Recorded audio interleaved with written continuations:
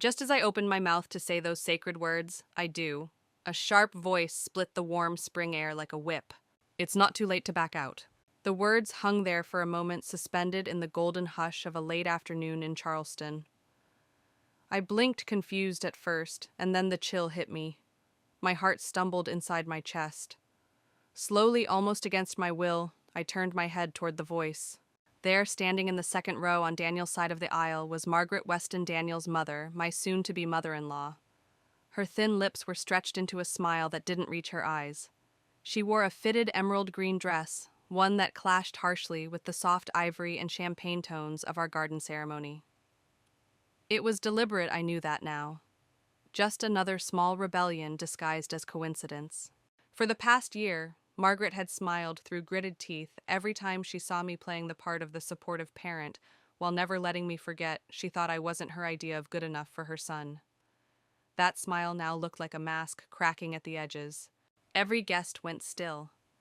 Plates hovered in mid-air glasses, paused halfway to mouths. One of the flower girls dropped her basket. A soft gasp echoed through the crowd, followed by complete, almost eerie silence. Even the birds in the magnolia trees seemed to fall quiet. I felt every eye turn to me, waiting, maybe even expecting me to crumble. My fingers trembled, but Daniel, my anchor in a storm I never asked for, tightened his grip around them. I turned slightly and looked into his face. He wasn't looking at her. He was looking at me. Only me. Like I was the only person in the entire world who mattered in that moment. I took a slow, steadying breath, silently begging my expression to stay calm, even as the shame and fury churned like a storm inside me. This was supposed to be the most beautiful day of my life. A celebration of love and partnership. But Margaret had hijacked it to make some point only she cared about. Before I could say anything, before I could react at all, Reverend Paul Whitaker, the gentle, silver-haired man presiding over our vows, stepped forward from behind his wooden lectern. His face, always so kind and patient, had shifted. His eyes, now steel-hard, locked onto Margaret with a quiet intensity that sent a ripple through the guests. "You were not invited," Reverend Whitaker said, each word deliberate, slicing through the still air with more weight than a shout. "And neither was your secret." A wave of whispers rippled across the courtyard. People turned toward Margaret, heads craned. Some of Daniel's cousins leaned in, hands clamped over their mouths in shock. I saw my own mother, Susan, go rigid in her seat, her hand darting toward my father's arm, like she was bracing for impact. I stared at Margaret, watching the blood drain from her face, then rush back in a wave of crimson. Her mouth twitched open like she meant to say something, but not a single syllable escaped.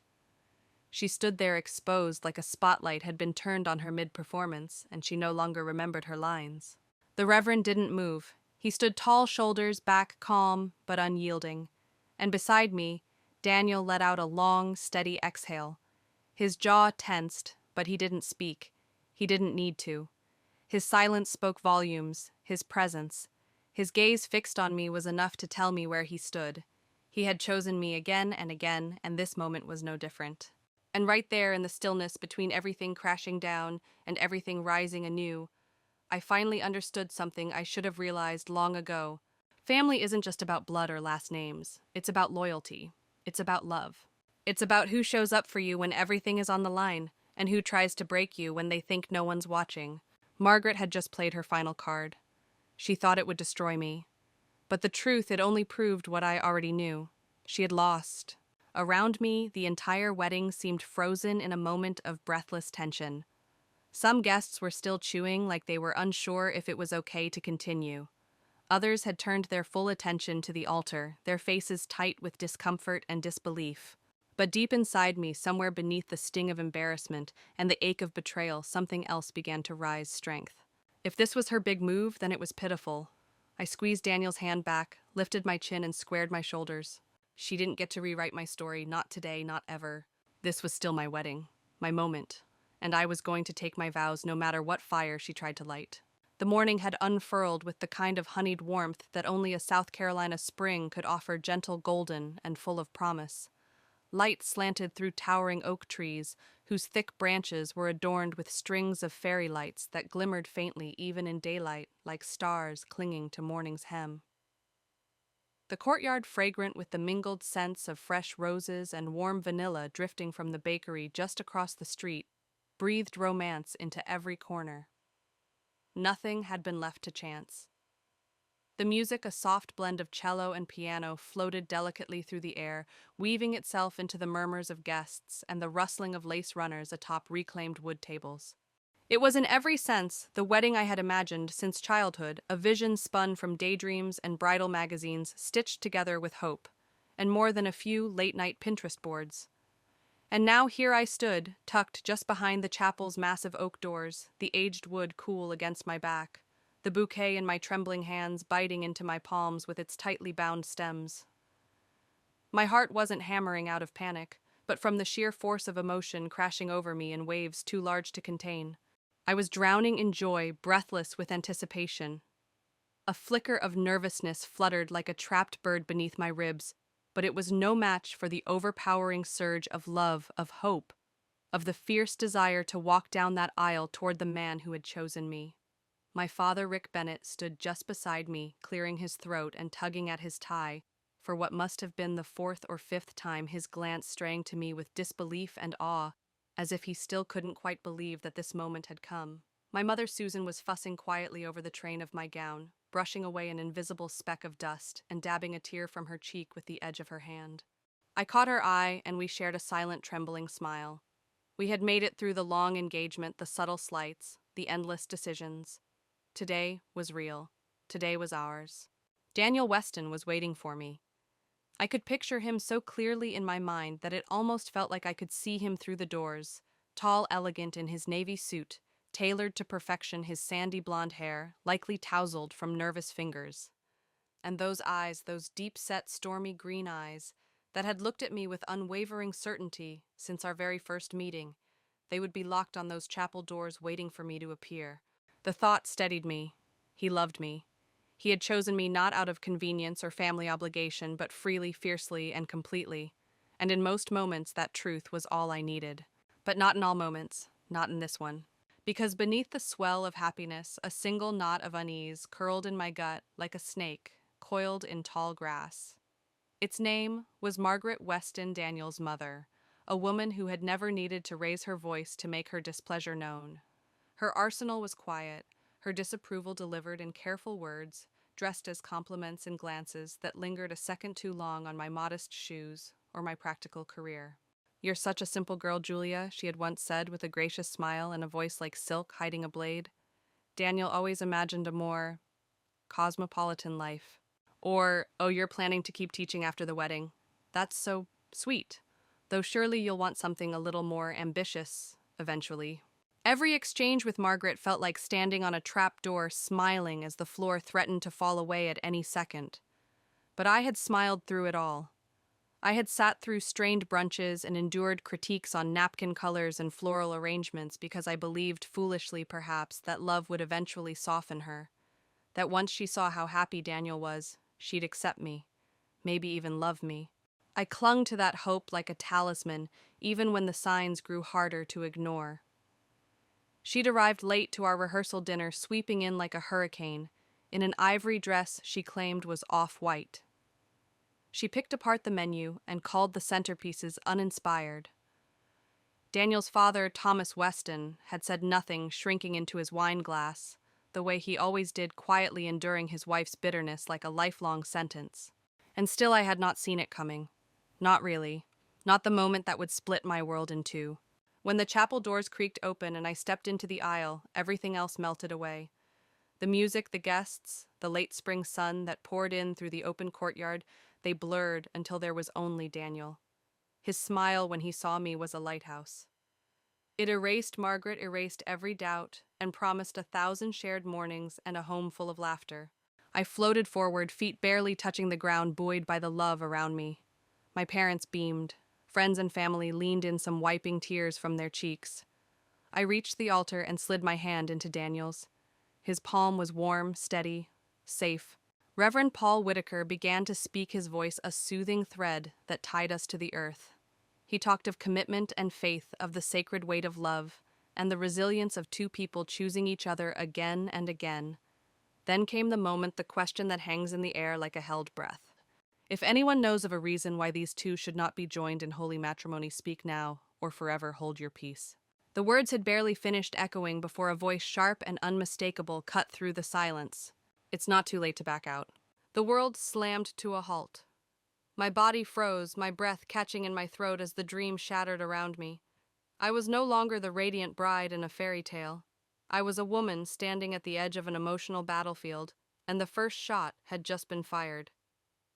Margaret's voice rang out again, louder this time, as if the first attempt hadn't landed hard enough. It's not too late to back out. My fingers clamped around Daniel's drawing strength from the solid weight of him beside me. My mind spun thoughts whirling like dry leaves in a storm. Around us, the crowd-stirred chairs scraped. Someone dropped a fork. A low wave of murmurs rippled from table to table. Faces blurred in my periphery, but every eye was drawn to the woman in the emerald dress, the mother of the groom, who had just shattered what should have been a sacred moment. Daniel didn't look at her, not once. His eyes never left mine, steady and unwavering, an anchor in the rising tide. In that gaze I saw no hesitation, no conflict, only resolve. Reverend Whitaker closed his book with a quiet finality and raised his head. His eyes scanned the crowd, then settled on Margaret with an expression that was unreadable but deeply unsettling. For a long moment he said nothing. The silence was thick, almost holy in its intensity. No one moved, no one breathed. No, and I stood there in the center of it all, feeling as though I were staring down the storm. Out of the corner of my eye, I caught the unmistakable shift in my father's posture. Rick Bennett, the man whose temper rarely flared, now rising halfway from his seat like a storm-gathering form. His hands, normally calm and steady, curled at his sides, and a flash of fury carved deep lines into his usually composed face. But before he could speak, before righteous fury could erupt into something raw and irreversible, my mother Susan placed a gentle, imploring hand on his arm. Her eyes, glistening and wide, conveyed a silent plea. Not here. Not now. This was my moment, mine and Daniel's. And no one, not even my parents in their fierce loyalty, could step in to fight this battle for me. Inside my chest, humiliation surged like a wave crashing against fragile stone. The betrayal burned hot, turning my bones to glass and threatening to splinter me right there at the altar. I wanted to scream, to hurl back every year's worth of carefully swallowed words, to ask Margaret Weston, who she thought she was, to sabotage something sacred. I wanted to run, to flee the stage she had tried to turn into a spectacle. But amid the ache, a sharper, more enduring thing rose up within me. Something steel-like and sure. No, I would not give her the satisfaction. I would not let her see me falter. I straightened my spine, forced my breath into slow, even waves, and turned my gaze toward Reverend Paul Whitaker. My lips remained sealed. My silence, deliberate and cutting, became my weapon. Daniel's hand tightened around mine once more, his thumb brushing softly against my knuckles in a quiet gesture of reassurance. A small nod passed between us, so faint it was nearly imperceptible, but laden with all the meaning in the world. We were a fortress built brick by brick through late-night talks and shared burdens, and today we were unshakable. The Reverend inhaled slowly, then let the breath fall into words. Words that landed like thunder in the hushed courtyard. Mrs. Weston, he said, his voice no longer warm or pastoral but cool and resolute, the kind of voice that cleared paths and carved truths from chaos. You were not invited. A tremor passed through the crowd like wind through tall grass. A collective gasp punctuated the silence, sharp and involuntary. I turned, locking my eyes on Margaret just in time to see her carefully composed expression falter. Her lips twitched. The color drained from her face in a slow wave, before returning as an angry flush that crept up her neck. And neither was your secret, Reverend Whitaker, added his voice, now harder, unyielding, final. The kind of tone that did not invite rebuttal, only reckoning. The murmuring swelled around us like the beginning of a storm breaking through leaves. Guests twisted in their seats, whispering urgently. What secret? I heard someone ask from behind me, hushed but sharp. What's going on? Margaret's hands clutched her beaded clutch tighter, her knuckles pale, her lips now pressed into a thin, bloodless line.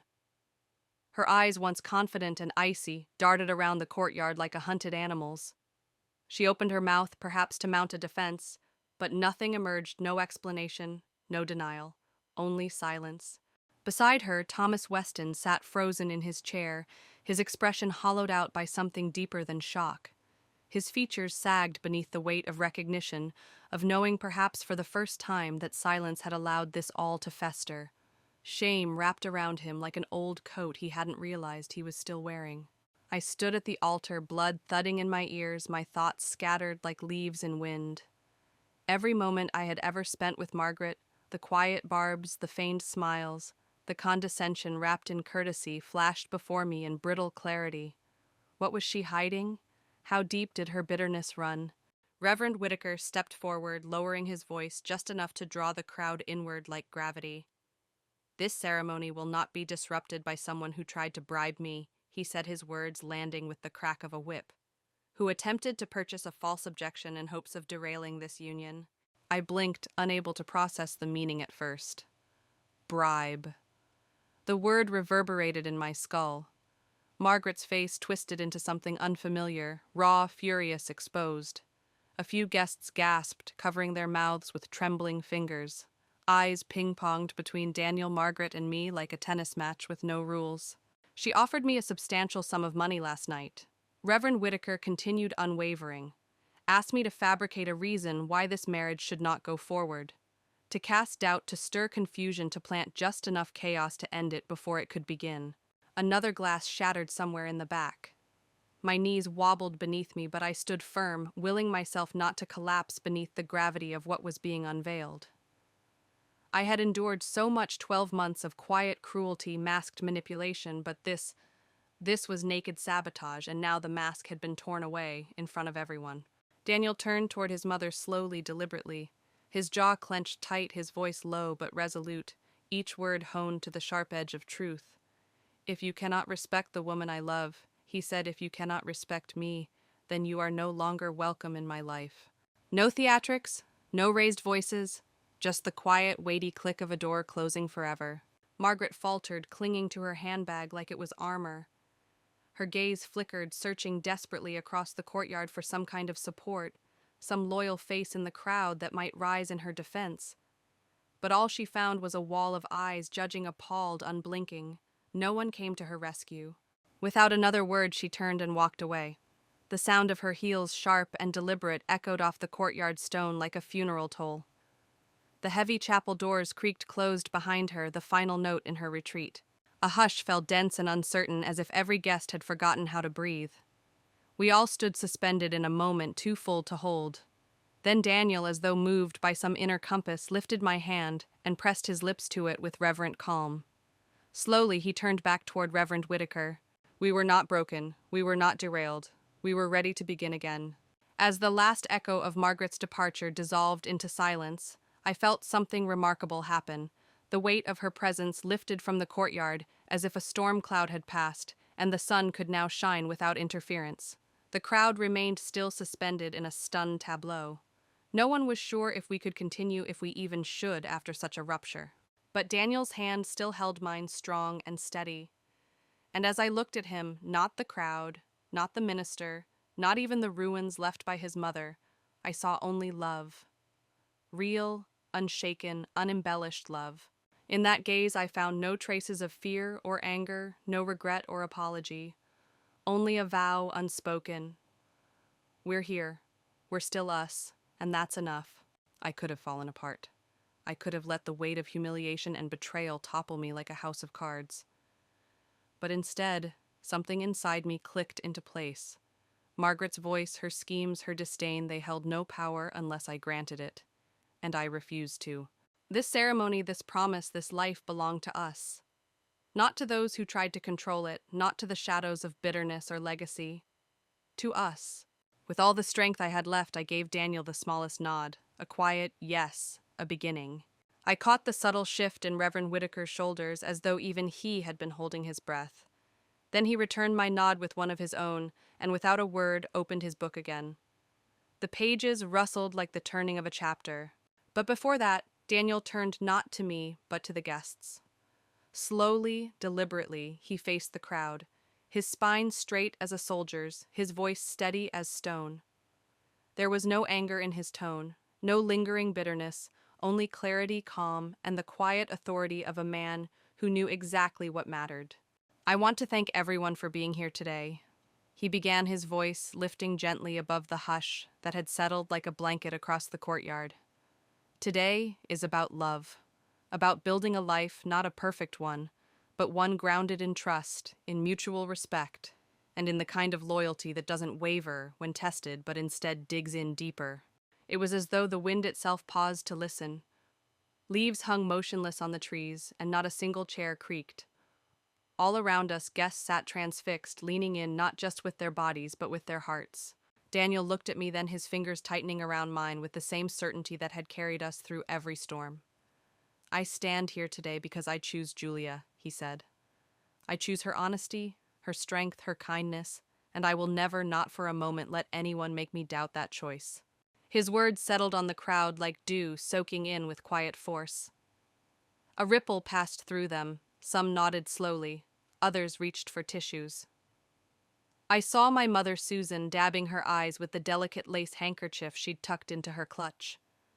My father Rick rested his arm around her shoulders with a protectiveness that felt like an echo of Daniel's own. At the edge of the gathering, Thomas Weston sat alone, smaller somehow, without Margaret beside him. His head was bowed, his hands folded tightly in his lap as if trying to disappear inside himself. The power dynamic that had once loomed over us like a shadow was gone now, leaving only a man who looked as though he had just realized the cost of his silence. Reverend Whitaker cleared his throat this time with genuine warmth in his expression. "Shall we continue?" he asked, voice softened, eyes crinkling with encouragement. My hands trembled, a remnant of the adrenaline still buzzing beneath my skin, but I stood firm.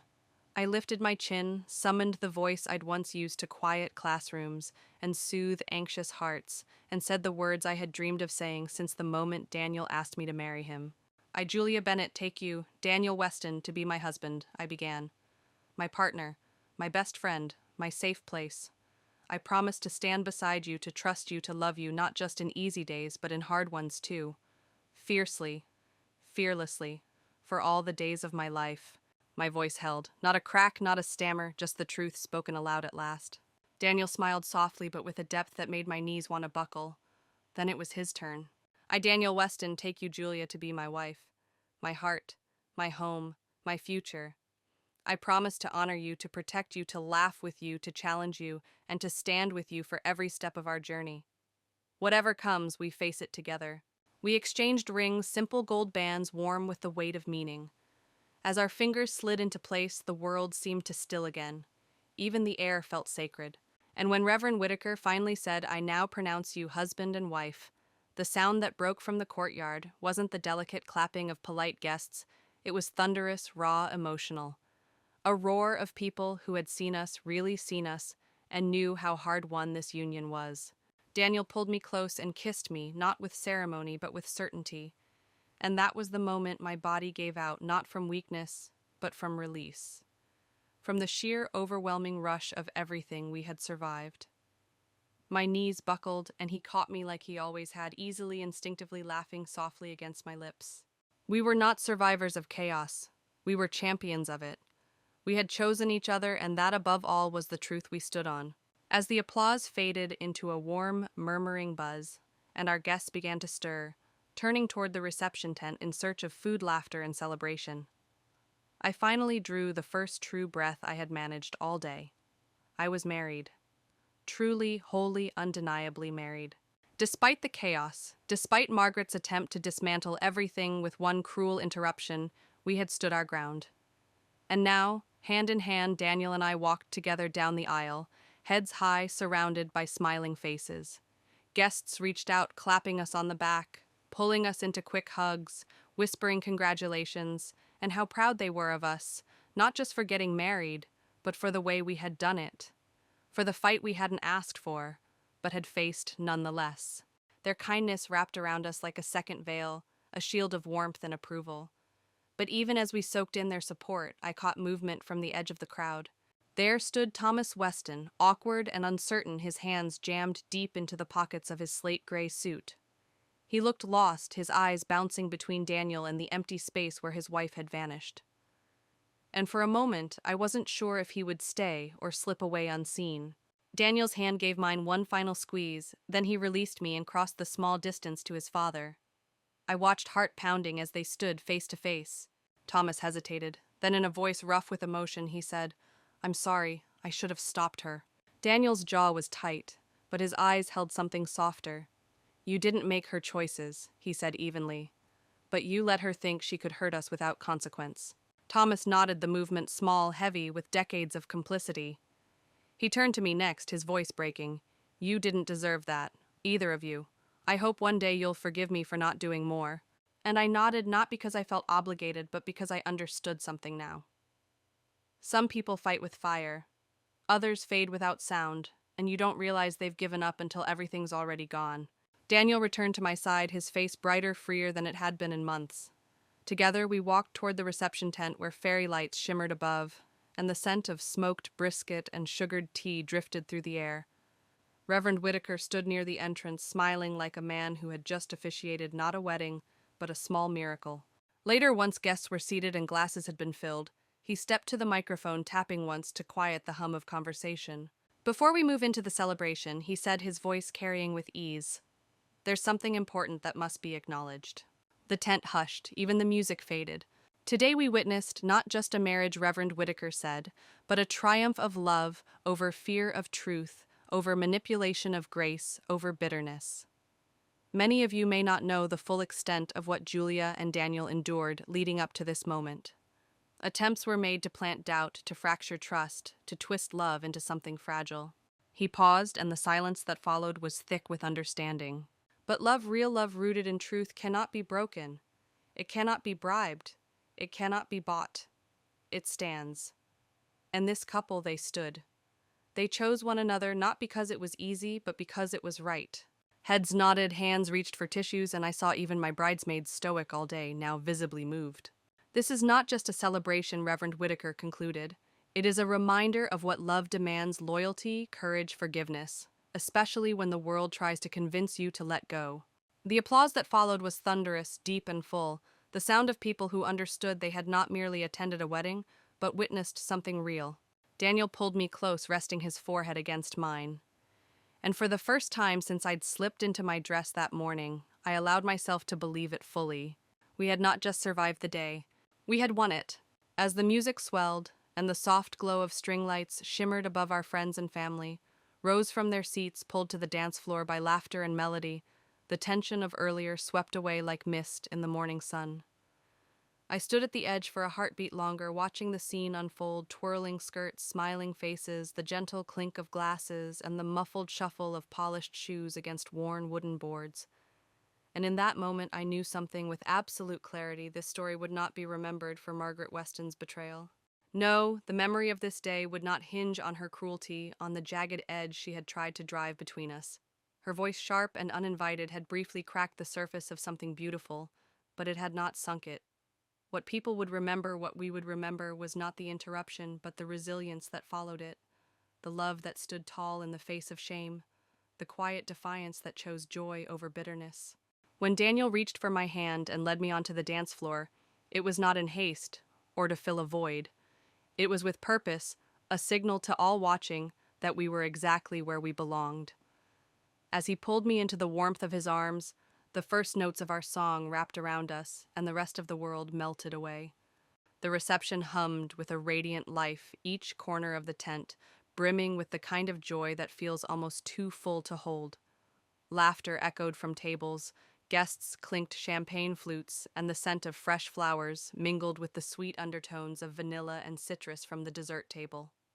For the first time since sunrise, I allowed myself to exhale fully, to release every braced muscle and accept the happiness that had been waiting patiently at the edges of the day.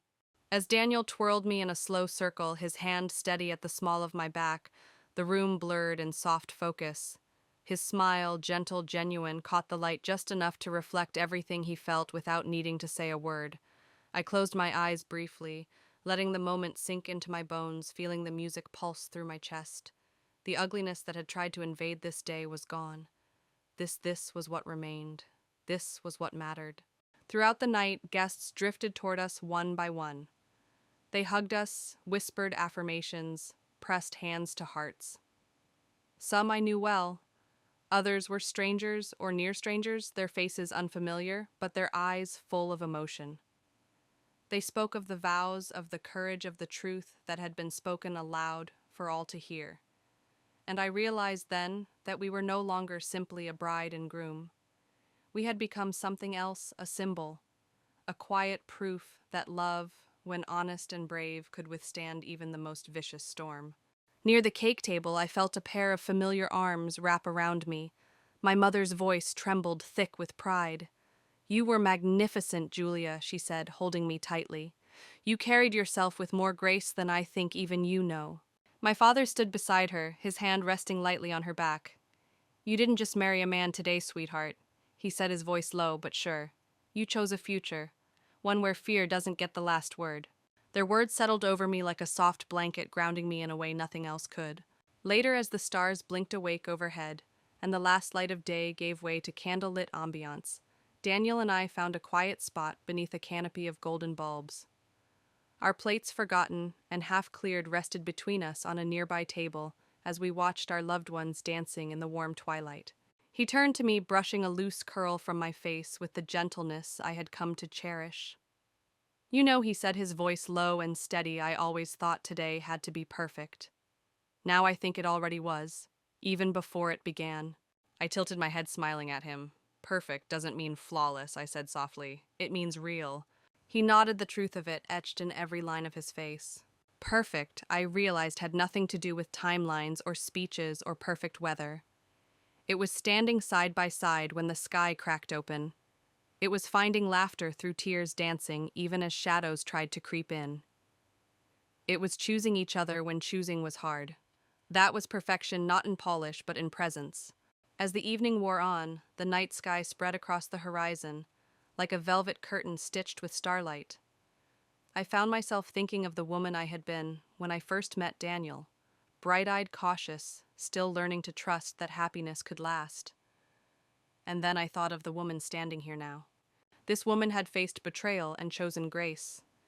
She had stood before a crowd with trembling hands and refused to retreat. She had found strength not in vengeance, but in quiet resolve. And she had discovered that true love isn't measured in extravagant gestures, but in the simple, stubborn decision to stay, to believe, to fight. I looked around at the faces of those who had shown up, who had stayed, who had chosen us. And I understood something else. Family isn't just who you're born to or who signs the paperwork. Family is the people who lift you when you fall, who hold your hand when you're shaking, who stay when staying is hard. Margaret had tried to destroy something sacred, but all she had done was reveal its strength. Her secret hadn't shattered us, it had set us free. Daniel took my hand again, bringing it to his lips and brushing a kiss against the back. His smile was soft, filled with everything we had weathered. "Here's to us," he whispered. "To vows that mean something. Promises kept not just in quiet moments, but when everything threatens to fall apart. Here's to choosing love when pride feels easier. Forgiveness when anger tempts. And hope, especially hope, when fear would rather speak." As we rose to join our family and friends for one final dance beneath the stars, I knew without hesitation that whatever storms lay ahead, we would face them together. Not because we were perfect, but because we were real. And that would always, always be enough. Thank you for listening to our story. It wasn't an easy one to live through, but as I sit here now, I can say with certainty, I wouldn't change a thing. Every tear, every hard choice, every moment that tested us, led us to this life built on truth, resilience, and fierce, unshakable love. If this story touched something in you, if you believe in choosing love over fear, please take a moment to like this video. It matters more than you know. Share it with someone who might need the reminder that chaos doesn't have to steal your joy. And I'd love to hear your stories too. Have you ever had to stand your ground when someone tried to bring you down? Tell me in the comments. I read everyone, and your words mean the world to me. If you want to hear more true stories about love life and the moments that shape us, please subscribe to this channel and tap the notification bell. There are more journeys ahead, and I'd be honored to share them with you. Until next time, stay strong, stay true, and never forget you deserve a life that chooses you.